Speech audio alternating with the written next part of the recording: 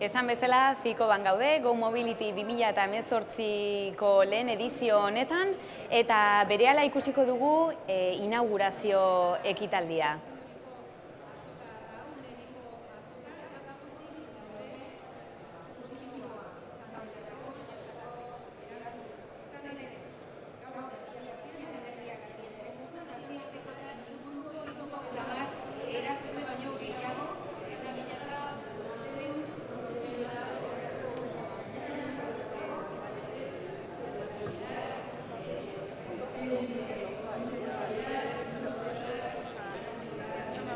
Teknologia zentroak.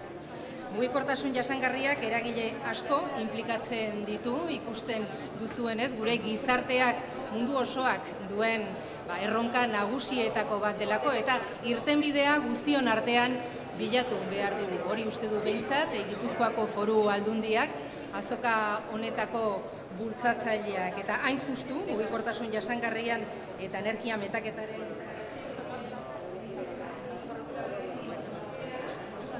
estrategia bat landu du, eta estrategia horren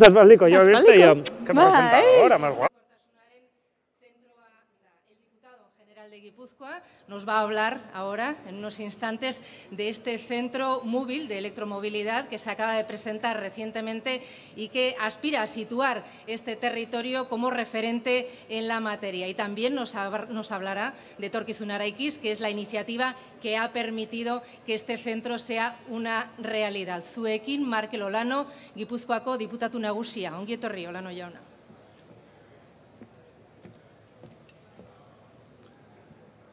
Mi esker, egunon guztioi, niretzako plazerra da, azkenean hemen eragile guztiekin, prentsarekin eta guztiok ongi etorri egitea, azkenean guretzako bentzek Go Mobility honek izugarrizko erronka suposatu duelako gure lurraldean, eta aukera berriak eskaintzen dizkiolako baita ere lurralde honi eta herri honi.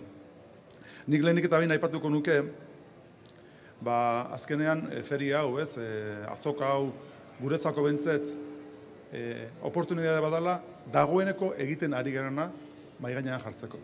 Ze hau ez da bapatean hasten den azoka bat, zerotik abiatzen dena, eta honekin abiapuntu bat ez dugu ezartzen arlo honi baizik. Azkeneko urteetan dagoeneko Gipuzkoan ja eta Euskal Herrian martxan jarrien hartzen ari den estrategia oso baten konfirmazioa da guretzako Go Mobility, eta hori da niretzako aipamen importanteena. Dena dakigu mugikortasuna elektrikoa izango dela. Eta hori une honetan modu inzipientean ikusten ari baldin bagara, olatu handi badator, danak nahi dugu olatu horretan surfeatu, kokatu gure burua, eta kasu horretan guretzako bentzet importantea da, bai Euskadi eta nagusiki Gipuzkoa referentzi bat izatea arlo horretan, bai mugikortasun elektrikoan eta baita ere energia metaketa arlo horretan. Dagoeneko gu dauzkagu almen batzuk, eta almen horiek ematen digute aukera referentzia izateko nazioarten mailan. Hori da gure helburu nagusia une honetan. Nik esango nuke baita ere, diagnostiko txiki bat eginez, ez? Bai autoak, bai trenak, bai autobusak, bai igogailuak, bai ibilgailu industrialak, bai motoak, bai bizikletak, bai patineteak. Danak daude une honetan elektrifikazio prozesu batean, ibilgailu guztiak, eta maila guztietan. Beraz, hemendik urte epe ertain batera, ikusten duguna da, parke guztia, ibilgailu parke guztia elektrifikatu dingo dela. Eta beraz horrek, erronka bat eskaintzen dio, baina baita ere, nik esango nuke, arrisku handi bat daukagula. Izan ere, une honetan, Gipuzkoako eta Euskadiko barne produktu industrialaren 40% dago lotua automoziora.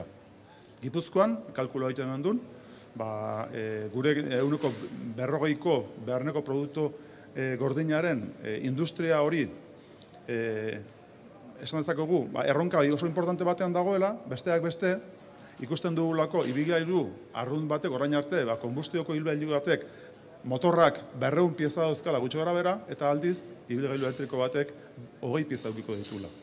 Eta dauzkagu, gure enpresa 40% piezak egiten, esan dezakegu, teknologia zaharkitu edo klasiko batentzako, eta denak ikusten duguna da horrek, ekartzen dugula izugarrizko erronka. Eta egokitzez baldin magera errealitate horretara, ekartzen du baita ere izugarrizko arriskua. Beraz hori da guretzako analisiaren parterik importanteena. Estamos hablando, por lo tanto, de que Guipúzcoa y el conjunto del país, y yo diría que todo el mundo está inmerso en una situación que podríamos calificar de transición desde el punto de vista tanto de la electromovilidad como de la acumulación de energía. Toda nuestra industria, toda nuestra movilidad está transitando, algunos más rápido, otros más lento, pero todos estamos en plena transición. Y Guipúzcoa está inmersa ya en esa transición. Se está produciendo un salto y ese salto lo estamos llevando adelante las administraciones públicas de la mano también de la industria y del ámbito del conocimiento y del sector, digamos, de la ciencia y tecnología del territorio y del país. Nosotros estamos dando este salto en Guipúzcoa basándonos en 3 principios fundamentales. El primero sería el principio de la especialización. Somos un territorio y un país pequeño, no podemos darle a todo y tenemos que especializarnos en aquello en lo que somos buenos. Punto primero, especialización. Punto segundo, excelencia.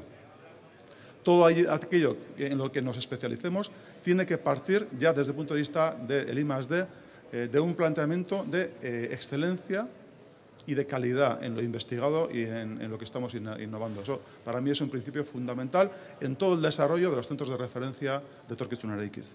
Y el tercer principio para mí fundamental en Guipúzcoa es el de la cooperación, el de la colaboración entre los diferentes agentes. En la medida en que tengamos iniciativas, por un lado, que sean especializadas, que sean excelentes y también cuenten con una colaboración de todos los agentes, yo estoy convencido de que el país y también el territorio tiene una magnífica oportunidad para convertirse en un referente en el ámbito internacional en esta materia.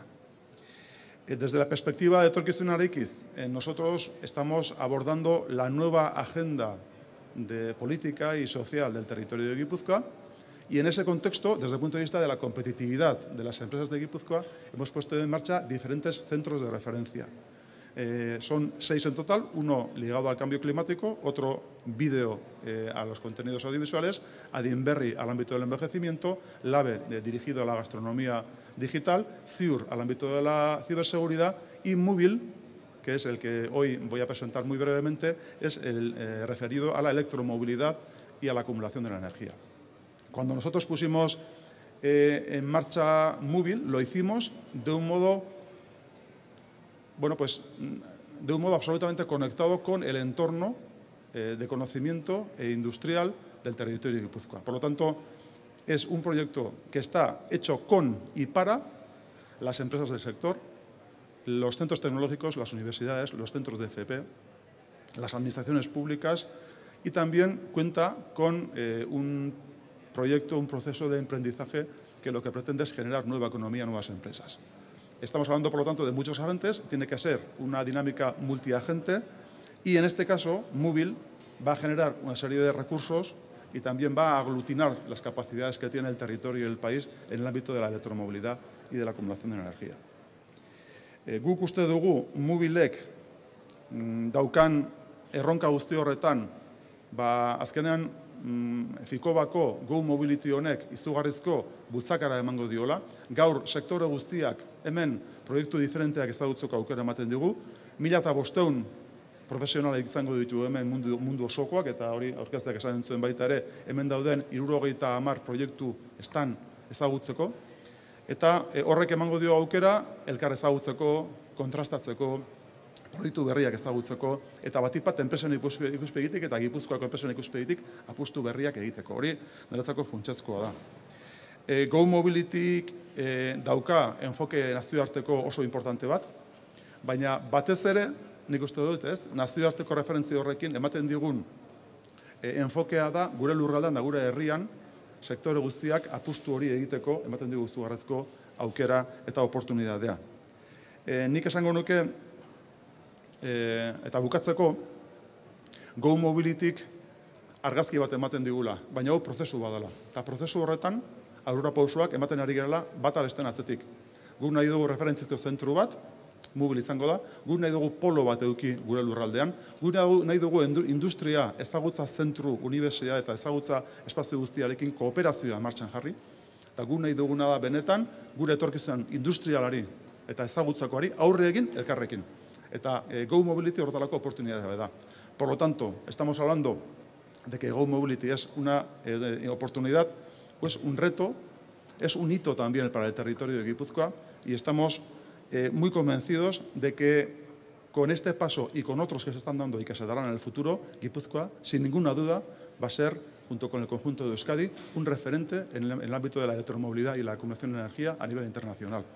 Hori da niretzako importanteena, hemendik aurrera guk sarreratxo egin ondoren hasiko dugu bizita, eta hemendik aurrera Go Mobility martxan daukagu. Eskerrik asko.